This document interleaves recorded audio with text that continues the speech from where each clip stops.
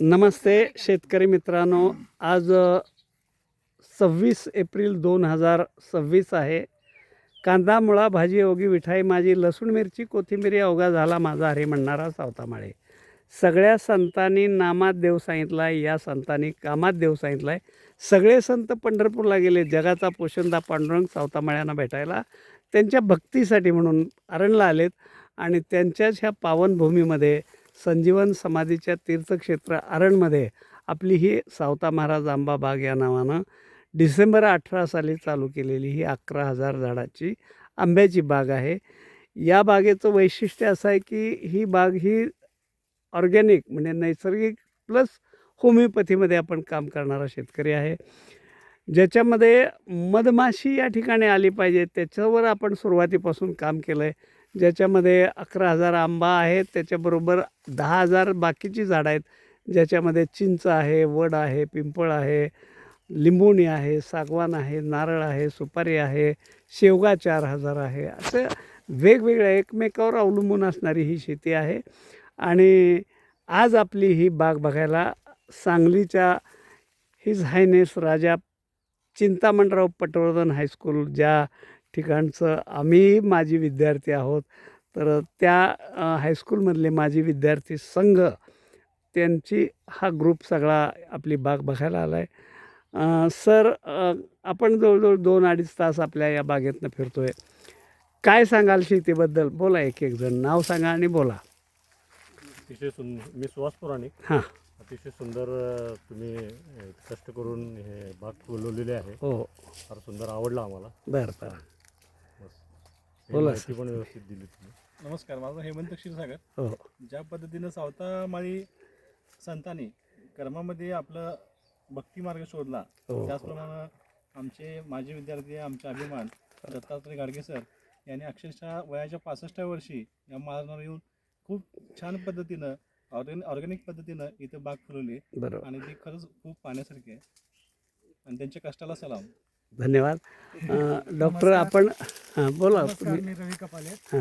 सोलापूर सारख्या दुष्काळी भागात हो जिथं प्रचंड ऊन असतं, हो हो, आतापर्यंत आपल्याला आंबा म्हणलं तर फक्त कोकणच माहीत आहे. बरोबर. तरी सुद्धा ह्या महाराणावर गाडगे सर, हो त्यांच्या वहिनी मिसेस हो हो यांनी इतकं असं हे आंब्याची बाग फुलवली की जणू नंदनवन आहे आंब्याचं. हो. म्हणजे आता वयाची 50 आली, खरं लहान मुलासारखी अवस्था झाली हे एवढे आंबे सगळे बघून. बरोबर. तर त्यांच्या ह्या कष्टाला म्हणजे हो. तोड नाही. बरोबर बरोबर. हो हो, धन्यवाद. धन्यवाद. बोला डॉक्टर, पुढे या ना जरा. मी डॉक्टर प्रचंड दगडे. हो मी वालचंदनगरला हो ॲज अ स्त्रीरोग तज्ञ म्हणून प्रॅक्टिस करतो. जी. मला शेतीची आवड आहे. हो हो, तर हे मी आज तुमच्या बागेला सांगली ग्रुपबरोबर भेट दिली. बरोबर. योगायोग आला. भेटल्यात आमचे मित्र आशिष नाटेकर हो. येणार होते आणि त्यांनी निरोप दिल्यामुळे मी त्यांना जॉईन झालो. बरोबर.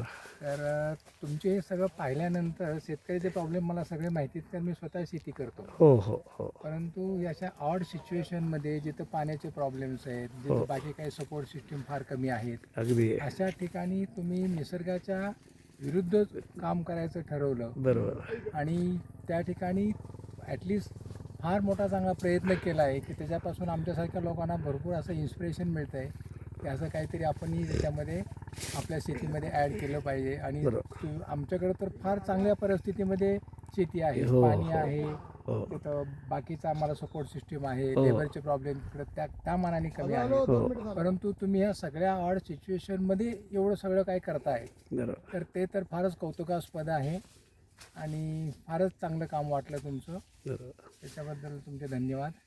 धन्यवाद डॉक्टर. बोला डॉक्टर साहेब. एखाद्या माणसाला फक्त एकच व्यवसाय करता येतो, तसं मी डॉक्टर झालो. बरोबर. पण इतर व्यावसायिक सुद्धा किती मोठ्या प्रमाणावरती किती कष्ट करून त्याचं चीज घडवून आणतात, याचं प्रात्यक्षिक आम्हाला दाखवलं. अत्यंत आनंद झाला. धन्यवाद सर. बोला माने सर. मी प्राध्यापक जयवंत माने. यस. या अत्यंत दुर्भिक्ष पाण्याचं ज्या भागामध्ये आहे, हो अतिशय खडतर वातावरण आहे, हो परंतु अशा परिस्थितीमध्ये श्री दत्तात्रय घाडगे यांनी जिद्दीनं, कष्टानं आणि मोठी महत्त्वाकांक्षा मनाशी घेऊन कोकणालाही मागं टाकेल असं इथं आंब्याचं एक विश्वच त्यांनी उभं केलेलं आहे. आणि त्याच्यामागं त्यांचे कष्ट आहेत. आणि ज्या सावता महाराजांच्या पावन पदस्पर्शानं ही भूमी पवित्र झालेली आहे, हो. त्यांचाही त्यांना आशीर्वाद आहे. तर त्यांनी केलेली प्रगती बघून खरोखर मनाला समाधान वाटलं आणि त्यांच्या या कष्टाला आम्हा सर्वांच्या हार्दिक शुभेच्छा. धन्यवाद. बोला सर. नमस्कार, मी नितीन जोशी. आज आम्ही सरांच्या बरोबर घडगे सरांच्या बरोबर ही जी बाग बघितली, तर मी जास्त काय बोलू शकत नाही, परंतु यातनं एक छोटीशी प्रेरणा घेतलेली आहे.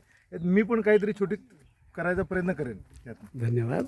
आपल्या बाग बघायला सावित्रीच्या लेखी पण आलेल्या आहेत. या मॅडम, तुम्ही बोला, एक जण कोण तर बोला ना.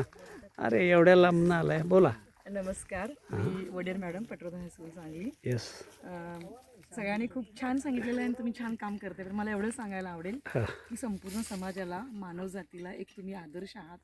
आज नोकरी नाही, काम नाही, हो. किंवा आहे त्या शेतीत मी काय करू, माझ्याकडे पैसा नाही, असं जे काही लोक हो. तक्रार सांगतात, त्यासाठी तुमचं उत्तम उदाहरण आहे. हा आदर्श पुढे घेऊन गेलात तर आपल्यात कोणीच बेरोजगार राहणार नाही आणि बाकीच्या गोष्टी त्याच्या अनुषंगाने घडणार नाही. एकीकडे महाराष्ट्रातला शेतकरी आत्महत्या करतोय, तरुण वर्ग शेतीपासून दुरावत चाललाय. काय सांगाल, आपणच सांगा आता. त्यांच्यासमोर हा आदर्श ठेवला पाहिजे. प्रतिकूल परिस्थितीमध्ये मी काय करू शकतो हे पोचलं पाहिजे, प्रत्येकाच्या कानाकोपऱ्यात गेलं पाहिजे. हो हो. एक सामान्य व्यक्ती काय करू शकते. आणि मागच्या वेळी तुम्ही जी आम्हाला तुमच्याबद्दल माहिती वगैरे सांगितलं, हो. त्यावरून तरी hats off you. Thank you thank you thank you. मराठीमध्ये म्हण आहे जी. की प्रयत्न करता वायूतून तेजही गळे. हो. तर ह्या म्हणीचा खरोखर प्रत्यक्ष अनुभव आम्ही स्वतः इथं घेतलेला आहे. हो. आणि कष्टाच्या जोरावर निसर्गाच्या संकटावर मात करून कसं एक चांगलं काम करता येतं, हा खरोखर सर्वांनी आदर्श घेण्यासारखा आहे. या. अजून कोण बोलतंय? अजून मॅडम बोलायचं आहे, बोला ना. शरद घाडगे सर हे आमचे पटवर्धनाचे माजी विद्यार्थी आहेत. बरं बरं. पटवर्धनाचे माजी विद्यार्थी काय करू शकत नाहीत हो. याचे हे ज्वलंत उदाहरण आहे. तर आम्हाला आमच्या विद्यार्थ्यांचा फार अभिमान आहे. एवढंच मी बोलतो. धन्यवाद. आपण आमची बाग बघायला आला, एवढ्या लांबून आपण आला. आपल्या सगळ्यांचं सावता महाराज आंबा बाग आरण यांच्या वतीनं आम्ही आपले स्वागतही करतोय, आपलं आभारी मानतोय. धन्यवाद. थँक्यू. धन्यवाद.